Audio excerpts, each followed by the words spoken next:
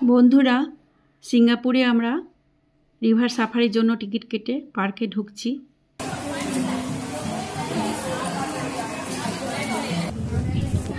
বিশাল জলাশয়, সবাই এখন আমরা যাচ্ছি আর ফটো তুলছি।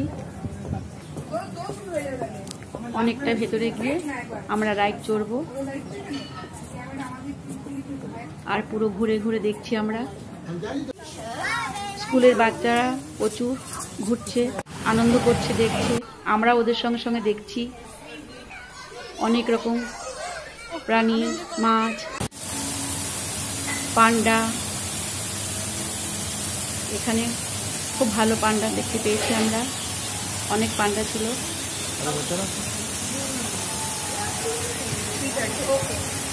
So where we are next for the river safari is standing here.